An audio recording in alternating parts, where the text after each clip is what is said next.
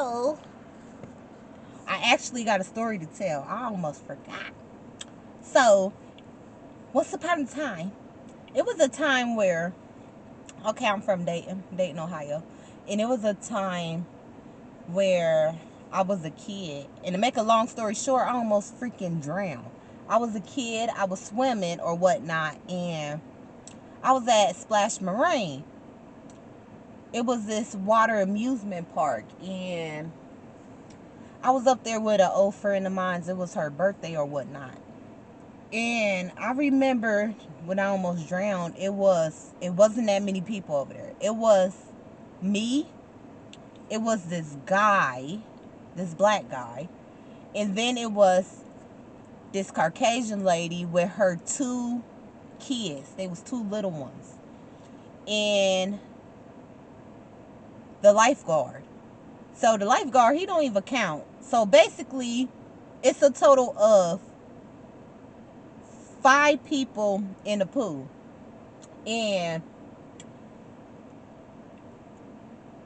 I was going to the deep end or whatnot.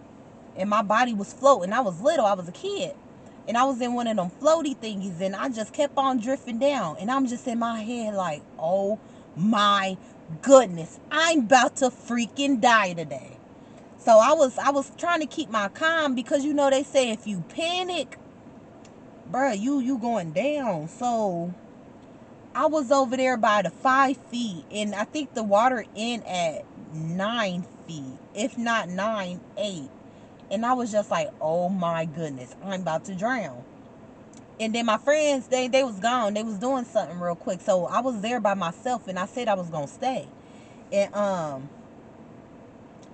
went my body was going all the way down to the last feet. I'm like, that's when I started panicking.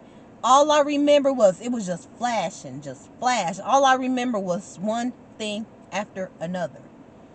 So I remember me going down, coming up, like it was pretty fast. Like everything happened so fast. So I was coming up, and all I knew was somebody had me, and they was saving me, and I didn't know who it was, because the what is it called, the shit that be in the water, I forgot what it's called, but you know my eyes was burning.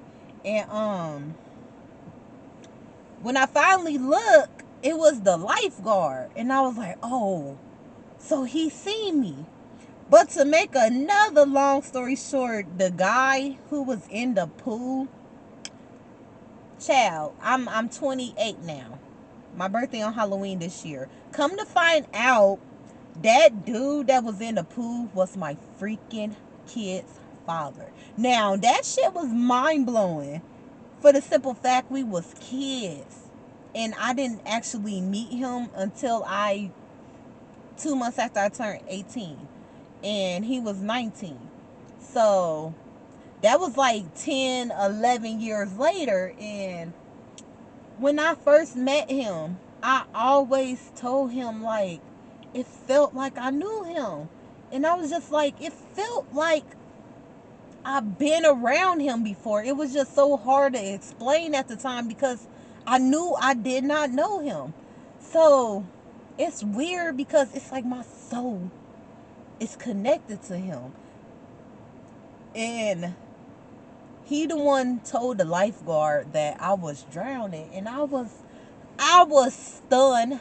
I kept telling myself, like, bruh, that was not him. What are the odds that was him? The same day I went, and that was his very first time, his one and only time he went to Splash Marine. So I went twice. I went when I was like 10, that incident, and I went when I got older, when I was 14, when I can control myself better. So I was like, no, that was not you. I didn't care what he say. I was just telling myself that was not you. Like, ain't no way. But the more we got into details and stuff, and the more we talked about it, and I just started getting chills, and I was like, that was him. Like, I just started having flashes, and I can see the kid he was, but not knowing that was gonna be my baby daddy. And it's just crazy because God work in mysterious ways. I wouldn't dare think some shit like this can happen. And that shit low key freaked me out. I was like, man, what the heck? So even though the lifeguard saved me, I don't know who he was. He looked young. He probably was in his 20s, but he came through. But on the other side of things, like my baby daddy, real life just saved my life. Like it was a couple of times where I almost died. It was this time my mom told me, or not my mom, my sister told me I crawled into the street when I was a baby and I almost got ran over by a car. So, I don't know nothing about that incident. So I can't say why I was in the street. I don't want to say what I heard because I don't know if it's true. But shit happens. I'm still here. And it's crazy because death is everywhere. Like, and it's hard to escape. But it be so close. It be feeling like it's around. It's trying to touch. Like I had this bird Highness. I got her in 2018 for my son's birthday. He was like 4. And she mysteriously died and I don't know how. And it hurts. I miss her. But they said dead bird mean death and I was like, man, what the hell? Like we don't even know how she died and that's what hurts me because we was just getting along and she was cool. She was cool as hell. And it was literally the night before Dayton had that mass shooting when dude went up there at the Oregon district and shot everybody. So I was already dealing with pain prior to, and then I had to hear that. It was a lot. I feel sorry for them people. Like, it sucks. But yeah, death is everywhere, child, and I'm just trying to live. I'm just trying to make it until my kids can fend for themselves. That's it. But that story was crazy. I was like, man, that was not you, but that was him. And it just felt like it was meant to be. Despise all that other bullshit we went through all them years. But it's our family. It's our family. But I'm over that shit. I'm living good. I'm living life. I'm living my dreams, really. I'm literally doing stuff that I wanted when I was a kid and what I dreamed for. Everything. I mean, I got a brand new car. I have a new car. And I can get another one if I want. But I'm not. I gotta think about my kids' future. I'm not. I always tell myself if I had a lot of money, I'm not about to splurge like that. But child, I been splurging. I've been buying some clothes though. I haven't bought clothes since I had the kids. You know, everybody be losing themselves that point in time after they had the kids, and I got up. I said nope. I'm tired of looking like that. But it's really about my babies. I want them to be successful. I want them to be business kids. I want them to work for themselves. Because working under people, bruh, that's pressure.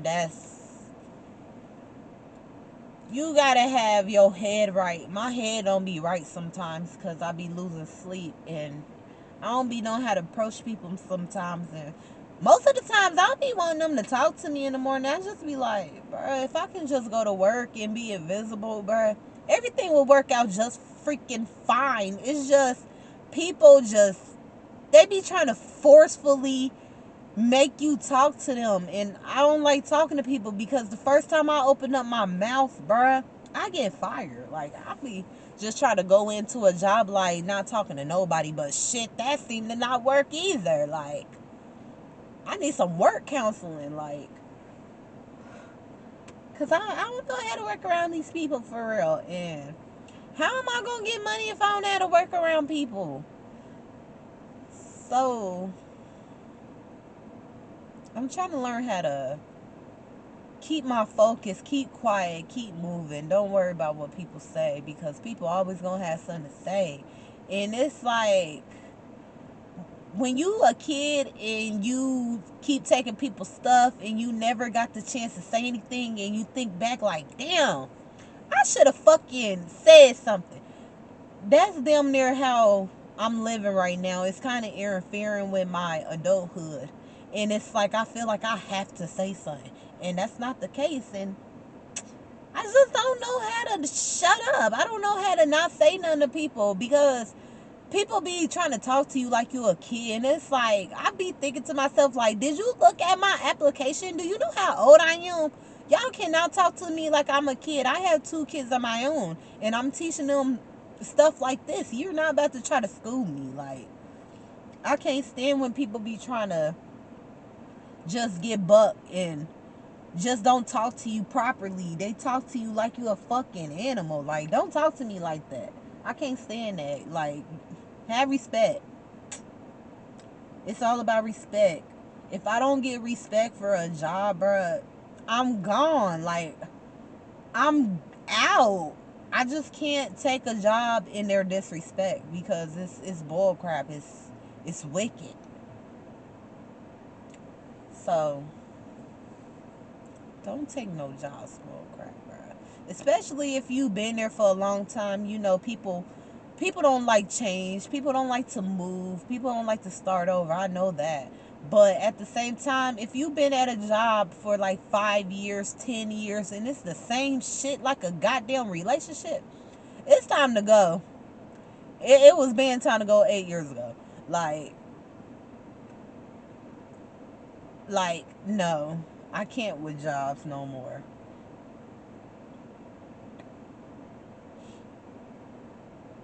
I can't with jobs. You gotta treat me with respect if you think I'm gonna work for you.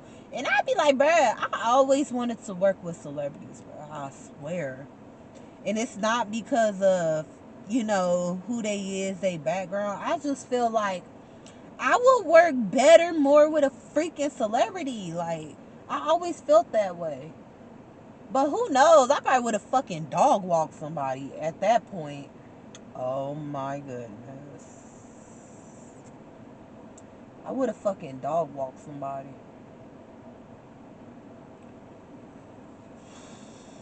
But I don't know. It's like, don't no job work for me though. And it's like, damn, where the fuck am I gonna work? And all shit aside though, that's damn near telling me that I need to be my own person. I need to try to get a business. Like, I want a business partner. I don't want to do shit by myself, because I know shit can get crazy. So I want somebody I can grow with when it comes to a business relationship, and everything goes 50-50 and no bullshit and shit like that. But other than that, I don't know.